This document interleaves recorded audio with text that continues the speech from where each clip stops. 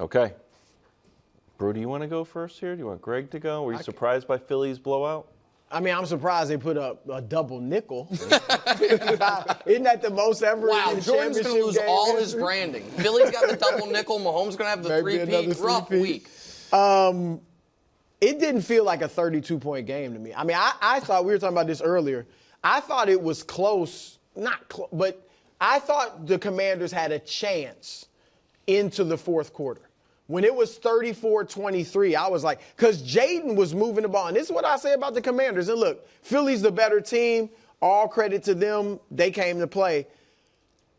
It was disappointing to see Jaden was one of the few Commanders that was ready for the moment. Terry McLaurin as well. I'll give him credit. But Jaden Daniels played really well. And his veterans, I think his teammates let him down.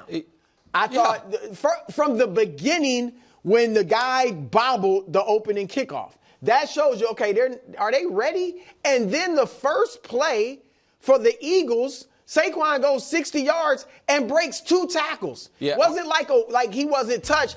I mean, great run by Saquon. I thought phenomenal. He was down right there.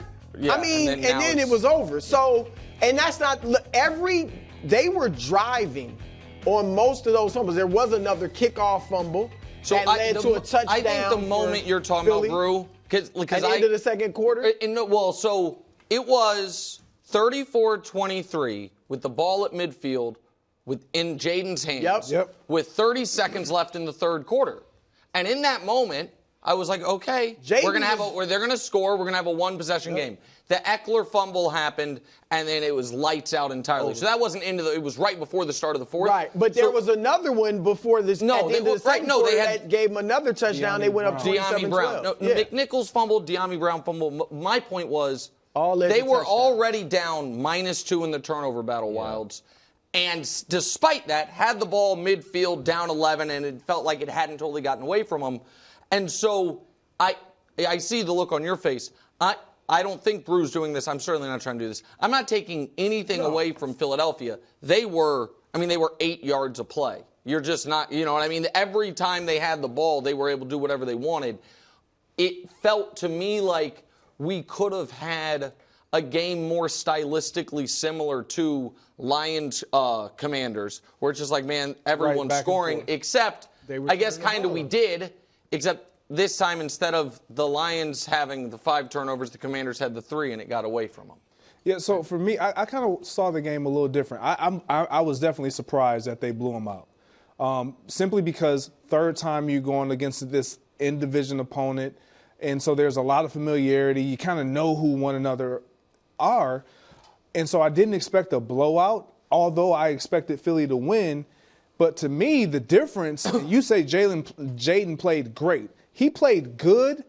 I thought their defensive line sped him up for the first time in the postseason. Yeah. Like he played a lot faster than what he wanted to. It wasn't like when we watched him against Detroit, which is where most of us who watched the Washington Commanders in the postseason watched them play. He was on his own time. 7-on-7. It was like he had all the time in the world. He made every throw, pinpoint accuracy. In this game, they sped him up. They got him off his spot, and he missed some throws. I mean, he didn't seem as poised. Now, he still played good enough for them to be effective and make it a closer game. But I was really surprised just the difference in just tenacity that the Eagles played with and urgency than the Commanders. You would have thought that, man, the Commanders, they're the underdogs. They're playing with house money. We're going to just give you everything we got, and that just didn't And you show saw up. it kind of on that opening drive when they went for all those fourth downs. And then I was a little surprised. I was so surprised. They end up kicking a field goal anyway. I was surprised with that. Fourth and See, I did agree with that. I don't think it was the wrong decision, but I thought once you tell your team we're doing that, going for it on fourth down, we got to go and put the ball in the end zone. You disagree with us, Wild. I disagree with everything everybody just said for the last 4 minutes. Oh. You ever hear it might be an apocryphal story about the Rolling Stones rider with the M&Ms? Have you ever heard the story? They only wanted one color, but it was really just to see if people paid attention Yeah, to you know the detail. story? I'll tell the story since you jumped it. You're supposed to say, no, tell me, Wildes. Oh, sorry. My bad. So they do an M&M. They're like, hey, we want a bowl of M&Ms, no yellows. So someone has to go through and pick out all the yellows. So they're able to, not because they dislike the yellow M&Ms, they're able to go in there and see if there's a bowl full of yellow M&Ms. Like, all right, they're not buttoned up. So we got to check all the sound and everything because this team here is not buttoned up because they didn't follow this instruction.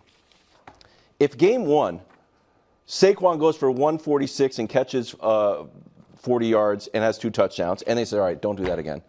And then in game 2, he has 26 carries, 150 yards, and 2 touchdowns. Like, all right, playoff time.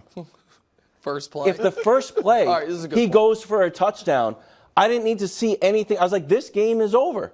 The stadium went crazy. I didn't need to see the rest of the game. I never thought it was going to be close. Once Saquon is averaging 10 yards a carry, I feel like, you know what? If it ever got dangerous, they could give it ball back to Saquon. Okay, so and by the end of the game, he's hitting the night-night. Man, it was night-night as soon as you got the ball. So can I respond to that? Yeah. I think you probably should have gone first. It was a great point. You just made all the way around. The point I was making, and I think maybe Bruce with me on it, is even with all of that, it felt like, man, this is going to be a one-score game early in the fourth quarter, and then you could be a mistake from what kills you if you're a Commanders fan. You got blown out, so maybe you feel like we weren't going to win no matter what. Is you hate the guys who no one in the stadium is wearing their jersey being the ones to make mistakes. Yeah. You know what I mean? I don't want to. I'm not trying to be disrespectful to any of these players, but like you almost, if you're gonna, you feel different if Jaden just had 2 picks and a fumble. Like he got us here, whatever. When it's McNichols and then Brown and then Eckler, it's like, you know what I mean? And so I agree. And your point about not being able to stop Saquon Wildes is 100% accurate. Like and that's why, like, they weren't ready. It showed on their first play, and then all the fumbles. I don't know if that was a joke. We're debating it upstairs. Listen, he was awesome in the game. Maybe this is what the Eagles need to just a little bit of inside confidence. Yeah, I mean, you just scored 55 points to go back to the Super Bowl. And now I'm just being honest with the audience.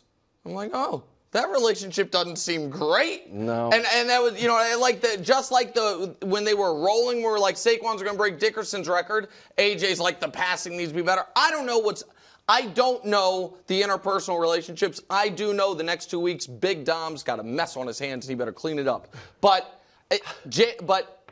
as far as Jalen Hurts' play, that to me was the first playoff game of his career. He played excellent and they won. Oh, that they won. You know what I mean? We argued a lot about Jalen Hurts last week, and I picked the Commanders in part because, well, I didn't think that they were going to give 55 points, but I also didn't think Jalen Hurts was going to have this type of game in him. I thought they were going to force him to throw, which they kind of did, and he wasn't going to be able to do it. He did it, and he ran well, and so, I mean, you're a huge Jalen Hurts guy. I'm still not there, but this was he was awesome in the NFC Championship game. That earns you a lot. Can I show you a stat? So I asked Josh, put together how good of a last 3 years, from Super Bowl to Super Bowl, Jalen has been. And I know we're playing with fire a little bit, because he's like, well, when we looked at the wins, Mahomes is the only quarterback in the league with more wins than Mahomes. So we just kind of built out the rest of the statistics. Now, this is going to sound backwards. I don't want this necessarily to become a Mahomes versus Jalen conversation. All I want to do for this specific graphic is to say that Jalen Hurts has been underappreciated in doing the things that it takes to win. He doesn't turn the ball over at all. He set the playoff record again for streak of not turning the ball over, so here he is. So when you talked about, well, maybe this could become a game, you're a mistake away. Well, the mistake's not coming from him. Now, maybe there's some angst there because of that, but he's playing winning football, bro. He absolutely is. Look, and I'm not saying anybody's wrong for doing this. I'm done psychoanalyzing their relationships, because I know when Sirianni on the podium, when he got the trophy from Bradshaw, he said, how about my quarterback? He's pretty good. And Jalen was cheesing from ear to ear. Like, that showed me, one, Jalen hears the criticism. And it matters to him. And it mattered that his coach said that. We've been talking about their relationship all year. It seems fine to me. But I will say this.